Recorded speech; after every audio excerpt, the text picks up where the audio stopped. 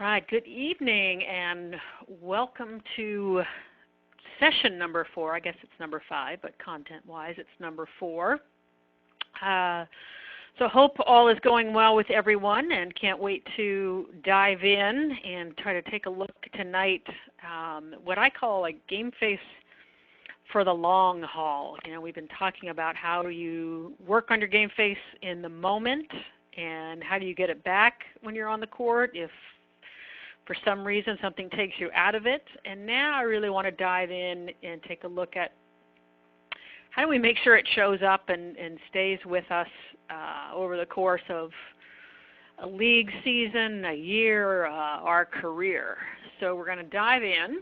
And just to review again, I want to show you kind of how the whole game face system and why I call it a system and all the different parts. So this is the core, what we've been going through. The in-the-moment game face routine, that's your 4 R's that hopefully you've been working on, practicing, refining. We went through those pretty much in depth, talking about reaction in the first 3 to 5 seconds, then moving into getting some recovery, then finally getting behind the baseline, a little bit of get ready, get mentally ready, thinking about what the score is and what your job is, and then finally right before the point starts, going through your serve or return ritual or server's partner, receiver's partner if you're playing doubles. And so I realized that when I was coaching and where all this came from is that we had a lot of talent on our team. We were always pretty good, but not that consistent. And then we added the 4 R's, what I learned, and we got better, but still inconsistent. Still was like, why is it that the pros can do this day in and day out? What is keeping us in this better but not quite there loop? So I started really kind of looking around and observing what was going on, what was missing, what was happening, what wasn't happening. And it really started to give birth to this system idea. I mean, the routine, the 4 R's are one piece. But I started to realize that a lot of the off-court work needed to be there to support the on-court work, the 4 R's. I knew that was powerful. I knew it worked when you're on the court, but it needed support. So where this came from was kind of, all right, what are we doing? What can we do to shore up our training? And I started to see this correlation between the pieces of our training and also just sort of lifestyle choices that my players were making that really did have an impact on their on-court performance, and specifically their ability to really manage their emotions during competition. Yeah, I mean, it definitely impacted their technique and their tactics, but more the emotional component. And that's really where this program came from and what we're going to dive into. And there's different components of it. And it was with the kind of light bulb for me, what was fun for me was finally being able to see where all the sort of what I thought were various and diverse things that I had studied, everything from, exercise physiology to motor learning, finally to sports psychology, nutrition, Stephen Covey and the 7 Habits. I mean, was always on a path looking for that edge, not only for myself but my athletes. And what was fun for me was to see, wow, it all kind of came together.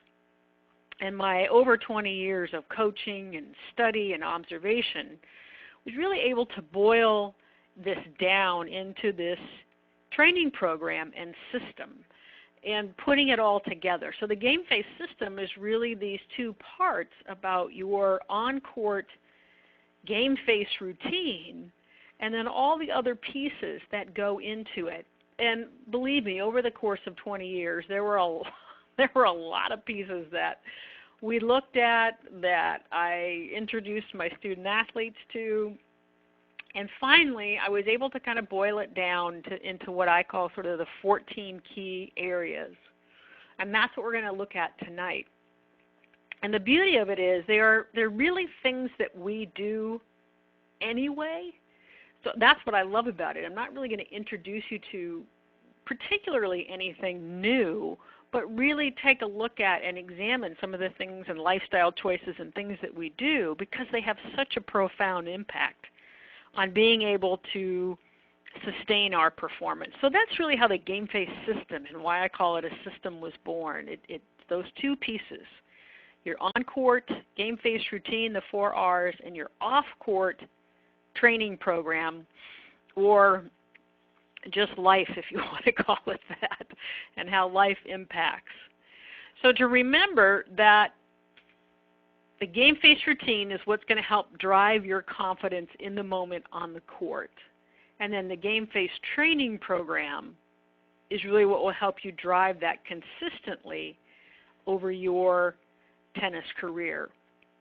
Now, I mailed everybody a copy of my training log. If you guys could just jump in the chat box and let me know if you received that. Everybody should have gotten it in the mail. And this is a tool that I use with all of my students. And cool, you did get it. All right, so it helps keep track. I'm going to show you this. The next slide is the nice color version of it. You guys got the black and white. You are now muted. So it's because I wanted to come up with a way for my athletes to track this stuff and see it on a regular basis and see the impact that it has. So that's one of the things I'm hoping that you will start to do, is to use this training log where you're going to go through these items, but use it to help you monitor what you're doing and ideally optimize some of the stuff that you're already doing. So the first piece, when we looked at this, the cornerstone of this training program, of the performance pyramid, is physiology. So your physiological training.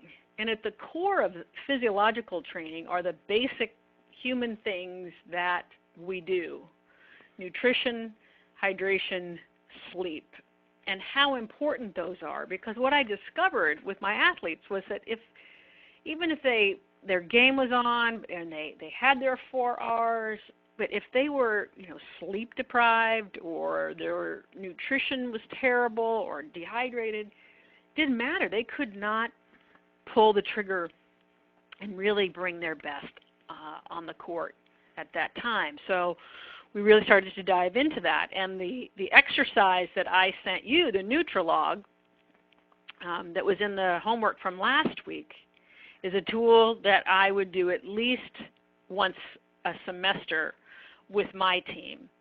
So with the nutrition log, when you take a look at that, I'm not sure if some of you had a chance, a couple guys had a chance to do it and sent it in to me, which was great. It was fun to take a look at.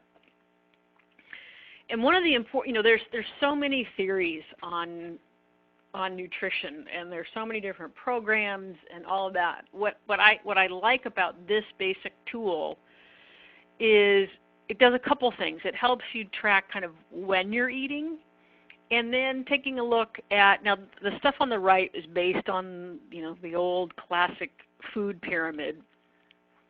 And it doesn't matter to me if you use the pyramid. Maybe you're a vegetarian, so there isn't necessarily the meat there, but there's the protein. Maybe you don't do dairy.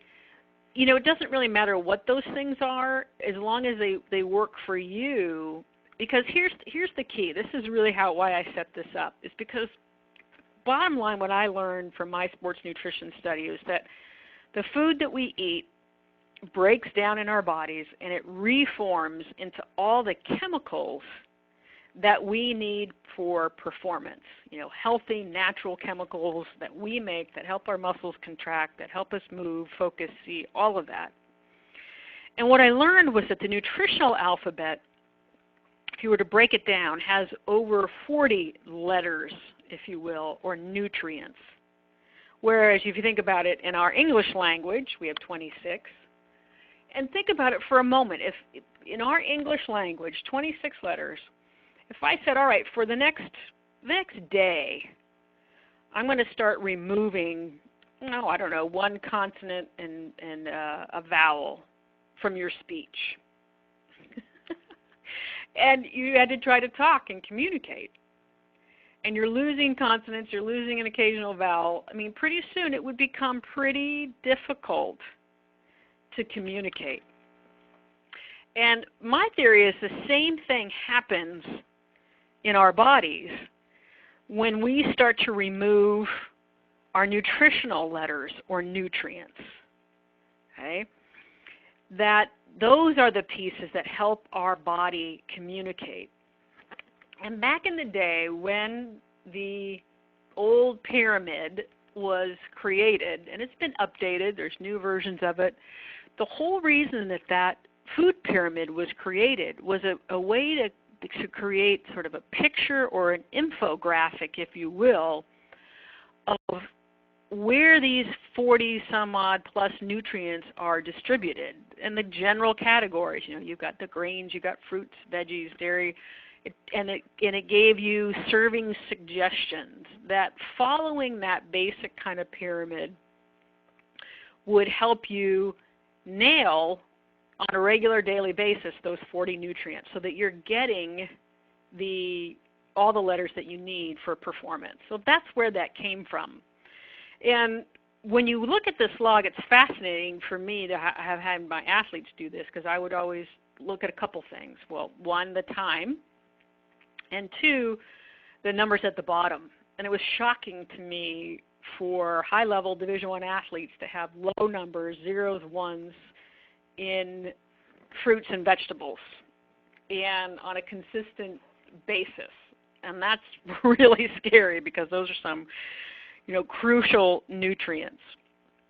Just a couple comments. So I hope if you had a chance to do it, so if you're on the call and you had a chance, you want to just jump in the chat box and let me know if you did do it or not. That would be great. And I'm going to just share a couple of notes from the ones that I received. I went through and took a look at them and made some notes. And I think as adults, and I think especially as women, we tend to, and we're athletes, we're playing, we tend to be pretty good. And I would say that the items on the logs that I received looked pretty good. I didn't see junk food. I saw pretty solid, good nutrition. The comments that I made I was wondering and what time folks got up, because one of the patterns that I noticed were these long gaps, or not starting the fueling process until later, kind of mid-morning. And something that's true for you, to try to reverse that. And one of the tenets that I follow is to have something to eat within 30 minutes of waking up, in addition to having water. And comes back to the old break the fast, which is something that I tell my boys every day. It's time to get up and have breakfast, or we need to go break the fast, because we've been fasting. And your body is looking for something when you get up to kind of reignite its own natural metabolism. So I would look at getting into that habit, having some water and getting something in the system within a half an hour of waking up. The other things that I noticed were just some long gaps between meals, or between having something to eat. And one of the things that we want to try to work on is to not have that, to kind of have a consistent level in our bloodstream to keep us fueled. So those are a couple of things. And then just paying attention to the numbers at the bottom, and where are the bulk of the items that you're eating. What category do they fall into? And if you are on a different kind of diet, you can change those categories any way that you want to on the top. Just make it work for you. All right, so nutrition. And again, most of us, we've heard a lot of this. I think with the nutrition, what the Nutrilog does is it just helps us kind of do that check-in. Like, what is happening? We know this stuff. but it helps us kind of put it in front of us and go from there. All right, the second piece in hydration is in there too, and I did notice on at least the ones that I looked at, lots of water was being consumed, which was awesome, and I didn't see a lot of sodas, or I saw a little bit of coffee, but not bad. I would try to, if you do coffee in the morning, please have that not be the first thing that you put in your system. Start with water and try to push the coffee off a little bit so that your system has something more powerful in it to jumpstart it. Okay?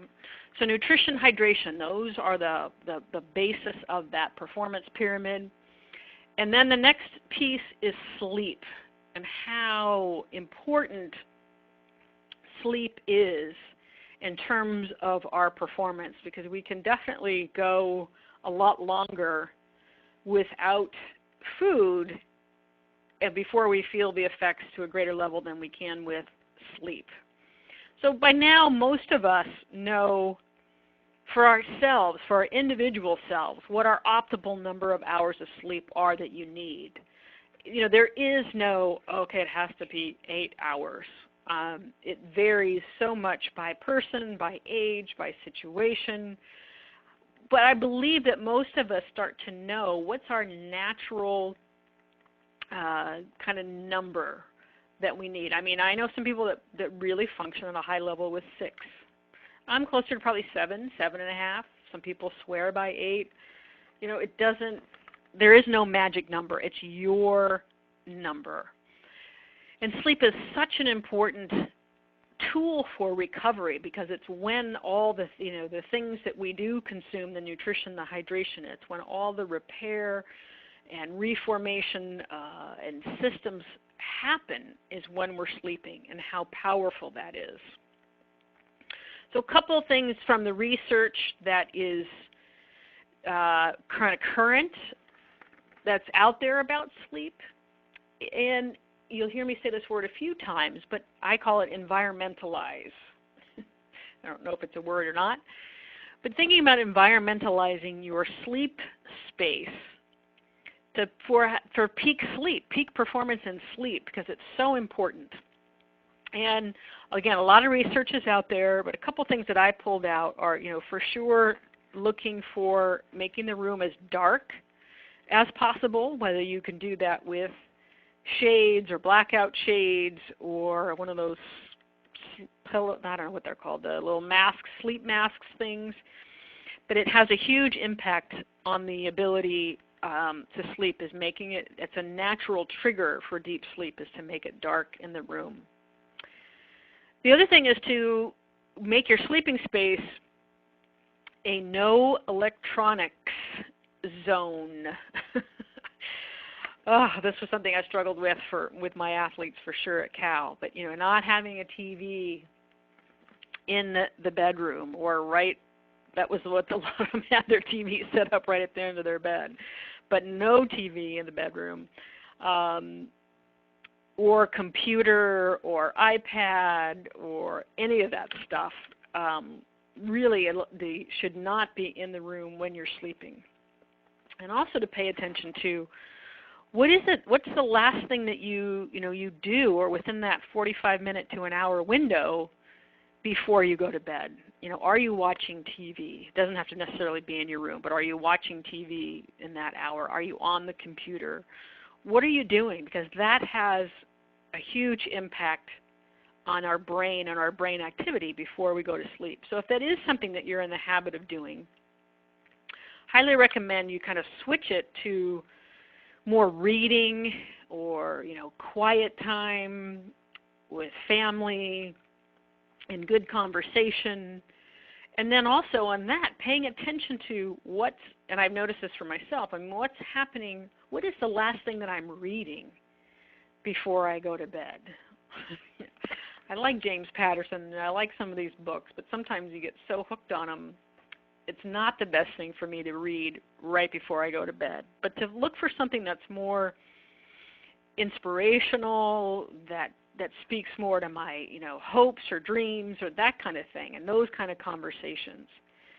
It's it's as if that whatever you're doing in that last sort of window before you fall asleep is what the brain sort of noodles on while you're sleeping.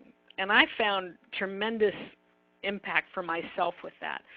So with sleep, just play with it a little bit, because again, that's on the foundation. We're going to keep moving up the pyramid, but without these three sort of foundational pieces there, if they're not solid, a lot of the other stuff isn't as impactful. Okay? So we took a look, again, looking at this performance pyramid, we looked at physiology on the bottom, nutrition, hydration, sleep. Now we want to move more to physical and physical training and what's happening and what are we doing with our body and that. So the first piece to take a look at here is conditioning. And what's happening, what are we doing, and what are you doing conditioning-wise to maintain your fitness and your health outside of the tennis court? Because there is a direct correlation between our levels of physical fitness and our mental and emotional performance. Okay? If you think about this, the fitter that you are, the more physical, mental, and emotional stress you can handle. I mean, if you think about it, it makes sense. The stronger we are, the more fit we are, the more stress, whether it be physical, mental, or emotional, we can handle. And also, coupled with that, is the higher your confidence is going to be. Okay? And a lot of athletes, I mean, that's why one of the reasons they train so hard is that being physically fit is a direct correlate to feeling more confident. And one thing that's important here is that you want to remember this phrase, is that stress is the stimulus for growth. Okay? Without stress, without stressors, there is no growth. And recovery is actually when you grow. So stress is the stimulus for growth, and recovery is when you actually grow. So when we're training physically, the physical stress, whether we're doing a spinning class or we're lifting or we're doing yoga or whatever it is, that stressor on the body stimulates the muscles and our systems to grow. But when we're in our recovery phase is actually when our system is working on the repair process and the growth process. Okay? Fascinating here is the other thing that's true is it's true for mental and emotional stress. So to get stronger mentally, to get stronger emotionally, we require stress in those areas. Okay? And for a lot of us, that's not hard. I mean, we face a lot of it. So again, but the key, even to grow mentally and emotionally, we need the recovery.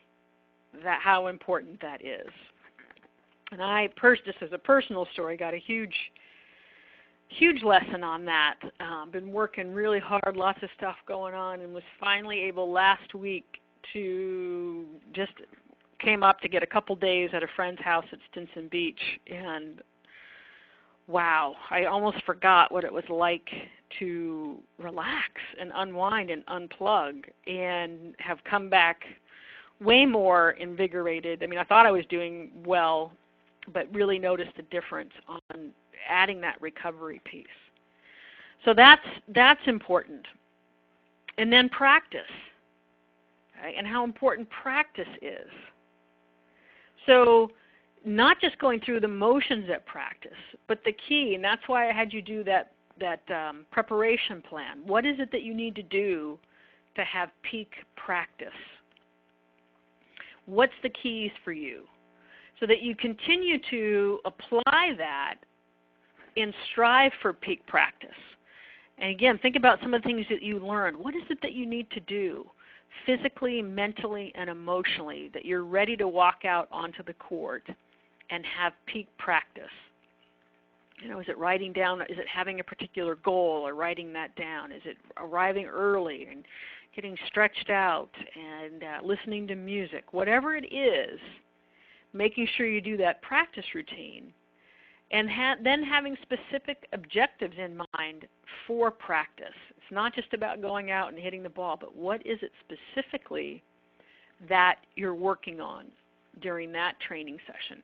And I think that that's true for you whether you're going out and hitting with friends or going to play practice sets, if you're going to clinics or workout sessions or a private lesson. That I want you to take control of that and decide what's going to happen or what the objective is or what you want to work on. Not just showing up and going through the motions or going through whatever it is the coach or the pro is doing, but what is it specifically that you want to gain so that when you're on your way home after practice, you can think back and go, all right, did I meet my objectives? What did I get out of this? And almost do a post-practice analysis for a few minutes to pull those things out. Okay? And then also on the physical end, and this is tied into practice, that if you want your game face, your confidence, your 4 R's to show up reliably for you when you're competing, you have to practice it every day or every day that you are out on the tennis court. That's what rehearsal means. It's tied into practice. But are you working on those and rehearsing those 4 R's to keep them sort of second nature and automatic? Another way you can also think about this is that we have, not just on the tennis court, but we have opportunities to practice, especially reaction control, multiple times a day, anytime, whether we're at work, whether we're driving, we're dealing with another person, or it's a difficult conversation. How do we keep our game face on and stay engaged and not get hooked? So the more that we can practice that and rehearse it, the stronger it's going to be on the tennis court. Because again, as I have said, how you do anything is how you do everything. All right, so let's move up.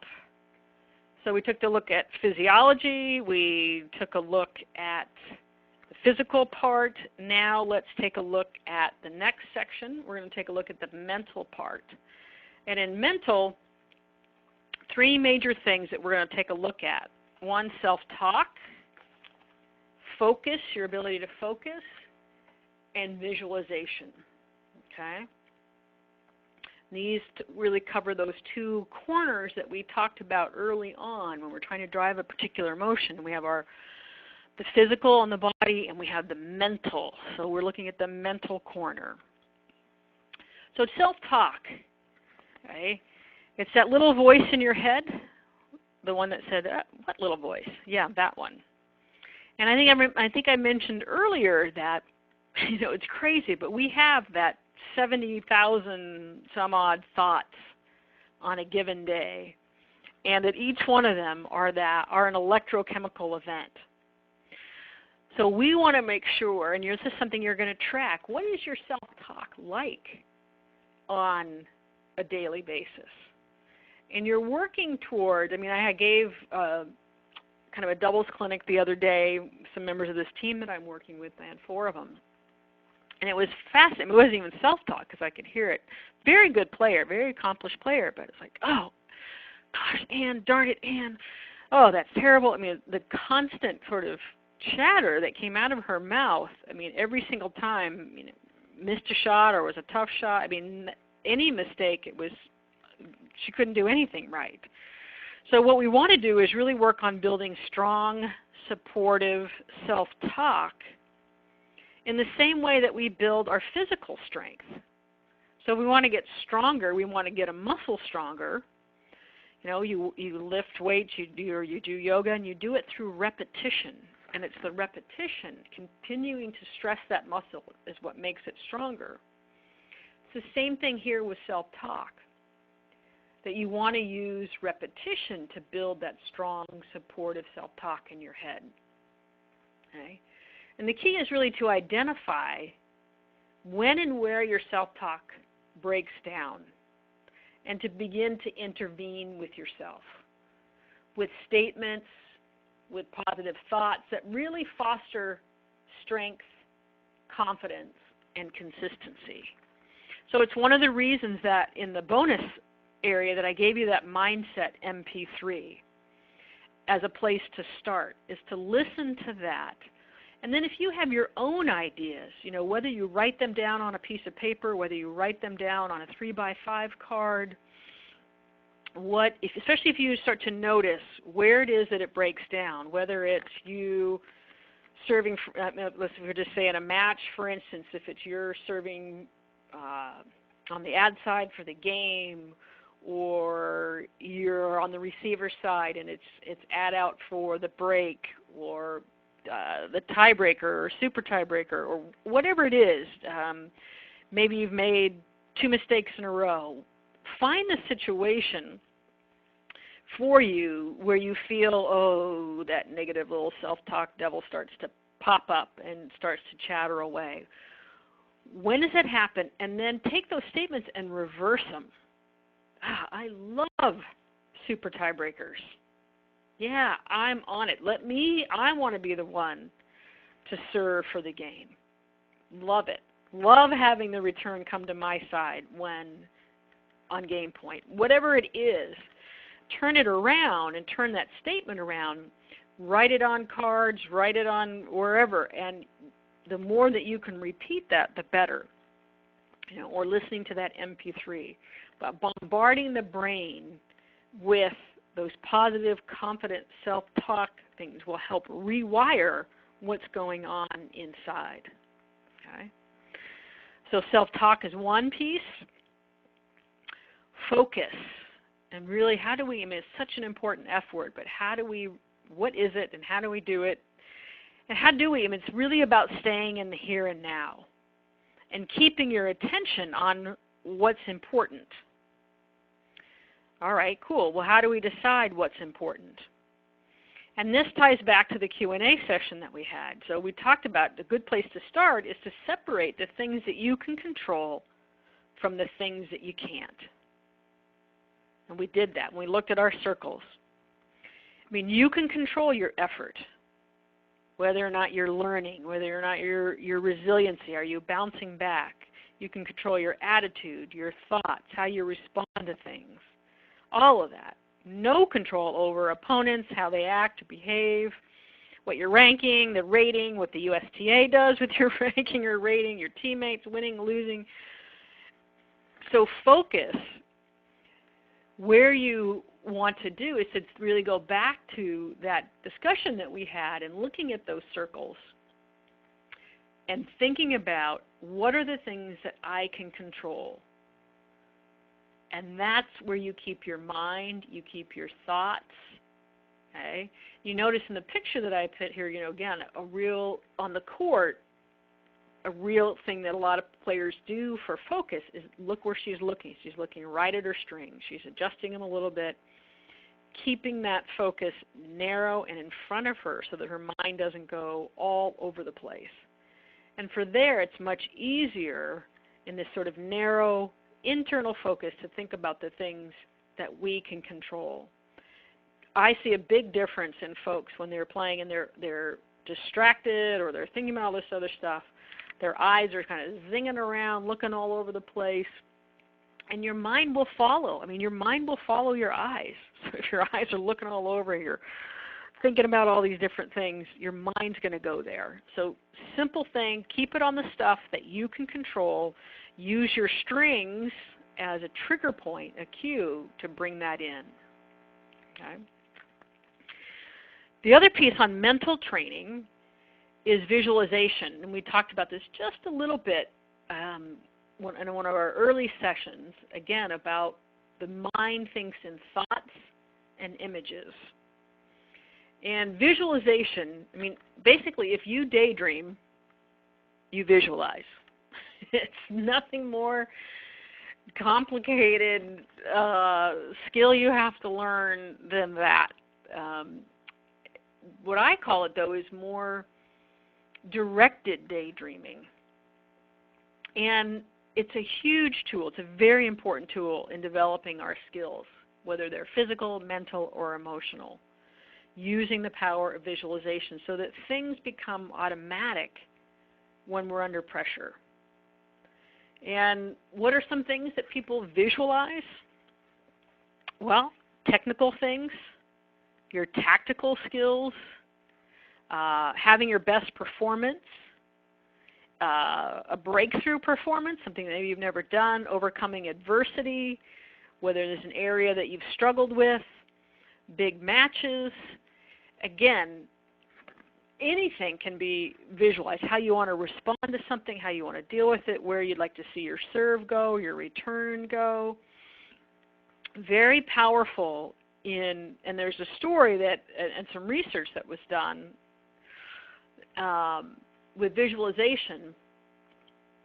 And let's imagine that, again, that I'm serving and I'm all wired up. They're going to measure my muscle activity throughout my body when I'm serving. So I got on the court, I hit a couple serves, they run the test, and you can see on the graph, pretty big spikes of muscle activity because I'm actually physically serving. Then what would happen, and the studies have shown that if I was wired up the exact same way, but I just sat, closed my eyes, and visualized my serve, okay, the fascinating thing is that the pattern would be the same. Right? The spikes wouldn't be as high, the amplitude wouldn't be as high, but the pattern on the graph would be the same as the one where I was actually serving. So what that tells us is that, yes, you're actually going through muscle memory patterning, and the muscles are actually firing in that sequence, just not with the same amplitude as if it was real. Okay? So that's how powerful visualization is. You actually get a training effect. The problem is, what is it that a lot of people visualize or daydream or think about around tennis? They unfortunately will spend time thinking about their losses, when they choke, their double faults, their mistakes, their errors. That's what we tend to image in our mind. So guess what's happening? Guess which patterns, neuromuscular patterns, are getting worked on? So I want you to flip this and consciously, proactively have directed daydreams, directed visualizations on the things that you want to have happen. Again, in the bonus items, why I gave you the visualization MP3 is because it's such a powerful tool for training, okay? And that's why I included it. All right, moving up the pyramid. So as I went through, now a lot of the stuff that I have mentioned thus far is stuff that I did in my undergrad and master study, the physiology, the physical stuff, the mental stuff. Worked on all of that, added it with my athletes, fine-tuned our training. And still I was like, oh my gosh, what's missing? Why are we still inconsistent? I thought I had uncovered every rock. Then this whole area at the top, you can get all the physiology, physical, mental right, and then there's life. There's just stuff, which I call daily life. So let's take a look at daily life and the items that are on there that have an impact. So again, these were the things when I stood back and kind of watched my athletes, like, all right, they're excellent on these other things we just talked about, but what's still missing? These were some of the lifestyle choices, the things that I saw that, gosh, if they were out, if they were just not being well tended to, it's like an energy drain. It's like I'm kind of poking a hole in you, and your energy is draining out. And so I put it down to these things. Time management being the first one, and how important that is. Because as human beings, we're often, and especially as Americans, we're congratulated for being multitaskers and master jugglers. And as adults, we've got work, we've got family, we've got kids, we've got tennis, got the house to maintain, we have friends. How do we effectively balance all of that, all that's going on our plates? Because the demands so much of our time and so much of our energy that we want to make sure that we have those handled so that we can step on the court, with a clear head, knowing things are handled, and with confidence. So I'm not sure, in things, this is an area, because I studied a lot with Stephen Covey, and there are multiple time management, all sorts of tools out there. And in some ways, I also want to change this title. It's really not, time manages itself really well. It really should be called self-management. And how do we manage ourselves? And how do we utilize those, whatever it is, like 1,200 or so minutes that we have in a day, because we can't get them back. And so how do we spend them wisely so that we really are able to perform at our highest. So that was one element. The second one is work or school, or it can be family, whatever it is that takes up the biggest chunk of your day. Because one of my favorite quotes is, how you do anything is how you do everything. And that's a Sherry Huber quote. And so our work life, our family life, our school life impacts our tennis life. The stressors that we have in our life off the court definitely will take their toll on our tennis performance. So it's important to handle business at work or family or whatever, school, and to be organized, to get things handled, to keep our agreements and all of that. The other tool that you can think about here is to create for yourself a transition ritual. Whether you're leaving the house and the kids or family or whatever, or you're leaving work and you're on your way to tennis, okay? Whether it's practice or whether it's a match. Having your own personal transition ritual, and for most of us this time occurs in the car. And I like to think of our car as sort of like Superman's phone booth. Mild-mannered Clark Kent would step into the phone booth and it would spin around and all that, and out would pop, Superman. And for us, I want you to envision that when you're on your way to practice, you're on your way to a match, and you're in your car, that's your phone booth. You're going to step in as mild-mannered or harried whoever, And when you get to the other side, when you get to where you're going, you want to step out as super player. You want to be ready. So I call it environmentalizing your car, so that you have the things that you need in there. So whether it's a snack, whether it's a sport drink, whether it's water, having the right music, is your car organized, is it clean, whatever, making that, really envisioning that as your transition tool to leave behind what you were doing and arrive where you're trying to go with everything kind of put behind you and ready to move forward. Okay? The next piece on daily life, my favorite, most appropriate F word, is fun. And this, again, coaching at Cal and working with high-level athletes and high-level students, it's like this was often a missing ingredient. And I think it's also true for us as adults, that sometimes we get so consumed with either tennis, work, whatever, we forget. And consumed with tennis in a way that about rankings, about wins and losses and all that kind of stuff, that we forget that it's a game and it's supposed to be fun. Okay? So, fascinating research that's been done is that overall, as human beings, adults, as we get older, we have fewer and fewer hits of fun and laughter throughout the day compared to kids. I think that's one of the reasons I love having kids, is why they make me laugh and they remind me to have fun. And they have so much energy because they're constantly moving kind of from one thing to the next, or little hits of fun all day long. And fun and laughter are sort of natural, it's a natural breathing technique, and one that has a cleansing and revitalizing effect on us. releases endorphins, those chemicals that make us feel good.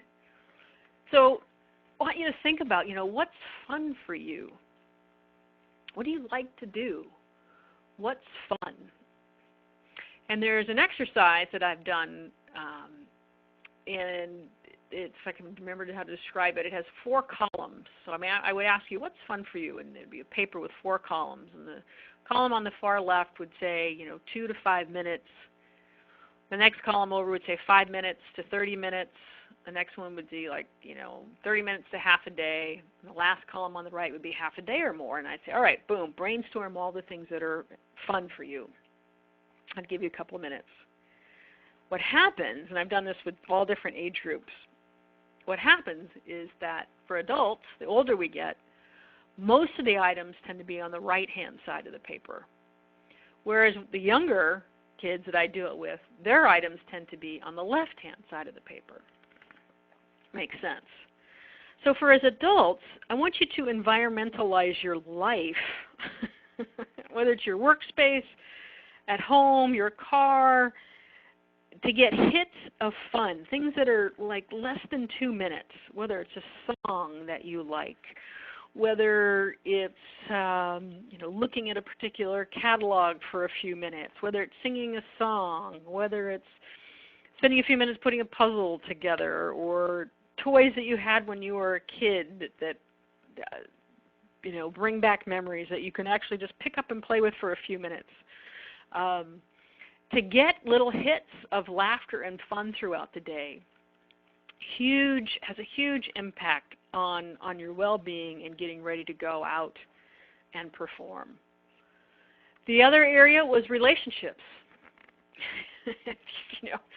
When any of our relationships in our lives are what I call out, they're not working, it impacts our performance. So it's so important to tend to all the relationships in our life and really to support those who support us, whether it's family members, our friends, teammates, doubles partner, your coach, your pro, keeping our agreements and making sure we take time to think of it like a bank account, and making little deposits on a regular basis with our friends, family, loved ones to nurture those relationships. When we do that and our internal sort of emotional tank is full and feeling good, we perform better. Okay? The last piece of daily life is this sort of, and I've alluded to it a couple times, but it's our environment. And think about the environment where you spend a good chunk of your day, if it's at your desk or in your car or in your house or wherever it is. What does it look like? Is it structured to support you for peak performance? What about your racket bag and your equipment? How well do you tend to all of that stuff? It has an impact. Whether it's, you can't find what you're looking for and you waste time and stress searching for things, whether that tool that you need something for work, or you're trying to find your other shoe for practice, or you knew you had this in your racket bag but it's not there now. All of those are just what I want you to think of them as little energy drains that just add to frustration, take away from what you're trying to do, and over the course of a day, all these little things that can go on or can be out with you are energy drains that will take you away from the peak performance that you're looking for. So, what we just did was we talked about, so I want to kind of recap. I got through the 14 items. So we talked about in the game face system, we've covered the top here, really taking a look at your game face. But then we've taken, I wanted to cover tonight was the support system, all these things that go into maintaining and having a strong game face over time. And what the tool that I gave you, that's where the training log comes in. So if you'll notice on the training log, okay, you look at it each week, And I've broken it down, the 14 items, and they're in sections. So you can see the 3 that we talked about for the physiological training, your nutrition, your hydration, your sleep.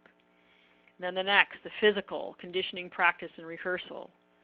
The mental, self-talk, focus, visualization, and then all the daily life components that we just covered.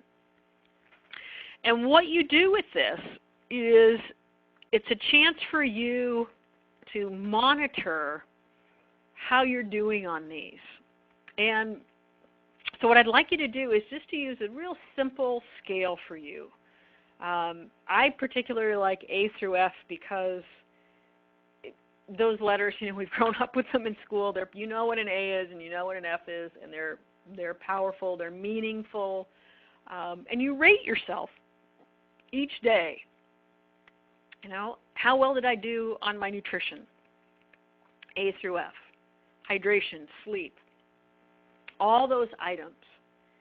You rate yourself and you start to track it and see where you're strong, where you're weak, what you need to pay attention to, what you might need to learn some more things about, okay? And track it and see your progress. Start to notice, kind of maybe highlight days that you have matches, and see if your kind of preparation in those days prior to a match has any impact on your performance. And really just start to take a look at what you're doing and how it fits in. And then if you look at the homework packet, what I want you to do for homework, okay, is to come up with your personalized training program. And so I've given you a relatively small box to fill out for each item. And the reason I've given you some hints, some things as we went through the session that you can think about. But my theory is that for most of us at this stage in our life, we know what our A game plan is. We don't necessarily always do it, but we know what it is. I mean, what your A, if you were to give yourself an A, what does my A nutrition program look like? What am I doing? My A hydration and sleep. So you just jot it down for yourself. Conditioning-wise, what is it when you're on your A game, your A program in terms of conditioning? What are you doing? Are you doing yoga regularly? Are you doing weights? What have you found that works for you? What does your A game self-talk script sound like? Or visualization, or all of those things. And what I want you to do is I want you to just jot it down, like 3 or 4 sentences each for each item. And then that's your metric. That's what you use. All right, how close did I come to my idealized training program for that area? If you nailed it, you give yourself an A. If not, where did you fall? And start to just notice your own patterns, because there's going to be certain things on here that you just routinely have got nailed and you do really well. I want you just to make sure you maintain those. But you're going to see some things that are going to come up and go, oof, God, I haven't thinking about that for a while, or ooh, getting some low scores there. All right. Dive into it a little bit more. Go back to what you wrote. What would be an A? What's missing? How can you environmentalize your life and your schedule to make those things happen a bit more for you? Okay? So that's what I want you to work on and go through and start to track. I think you've got about 6 weeks worth of stuff in that training log. See how it goes. There's a room on the opposite side there for you to take notes and observations. This is where the power really starts to come, is when you start to track it and you take notes of what you notice, and then you tweak your routine. All right. So that's what I have for you this evening. If anybody wants to jump in on the chat box, if you've got any questions for me. I know I felt like a fire hose and went through a bunch of items, but if there is anything that wasn't clear, or you would like you go over again, hop in there and let me know. Happy to answer it. And by design, next week is our last session, but it's a total full-on Q&A session. So again, come with your questions, send them to me ahead of time. Review the material that we've talked about. I will be on the call as long as you need me. Answer any questions about that. I would be happy to. So if you have them come up ahead of time, awesome. I love it. So I have time to think about it. If you want to send them to me, if not, just bring them to the call, and I will do my best. All right. I must have done a really good job because nobody's jumped in there with a question. I must have nailed it. Awesome. All righty. Well, again, appreciate working with all of you.